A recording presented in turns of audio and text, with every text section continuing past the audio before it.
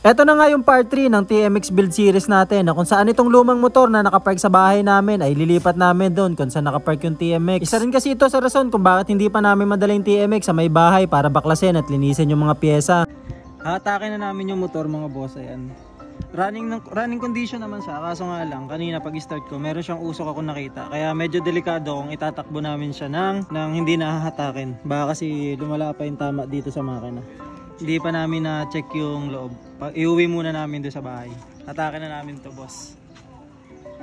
Dahil nga sa natambak lang tong motor na to, yung preno ay hindi ganun kalakas at isa lamang yung meron dito kundi yung foot brake. Kaya todo ingat talaga kami at nasa gilid lang kami kadalasan ng kalsada. Pagka-uwi binaklas ko na yung mga piyesa na ito para maumpisahan na. Parts by parts ko siya binaklas, kahit yung maliliit tinanggal ko na rin para mapinturahan, para ganun ulit yung tsura, kulay black. Bala ko kasi kahit maliliit na piyesa ay palitan ng bago or hindi kaya repaint. Bala ko sana by December matapos ko na to or bago matapos yung taon. At kung aabutin man tayo na susunod na taon ay walang problema dahil mahirap talaga magbaklas at magbuo nito. At sa totoo lang, lakas lang ng loob yung dala namin dito. Tinatandaan na lang namin yung mga binaklas namin. Tapos nood na lang sa internet ng mga nagbibuild nito, lalo kay Sir Swabs. Alright mga boss, nasa last na kami.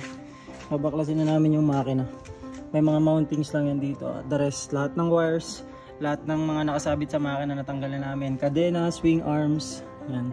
Kompleto na. Tapos ito na lang yung huli namin. Swing arms daw. Tapos ito na yung huli nga namin. The rest okay na, makina muna. Tapos linis ng chassis at saka pipinturahan natin yung mga patsi-patsi niya. Hindi ko na siya ipo-full repaint dahil kapiraso lang naman yung may mga problema kagaya nito sa main housing ng chassis natin. The rest mga patsi-patsi na lang. So na, all goods na.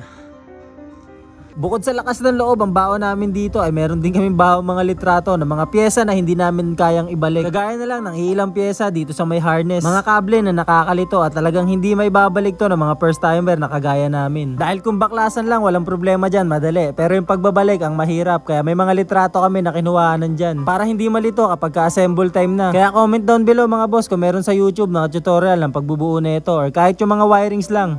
Tara mga boss, nasa final steps na kami. Tatanggalin na namin yung makina. Sigurado kang nabuhat mo to, ha?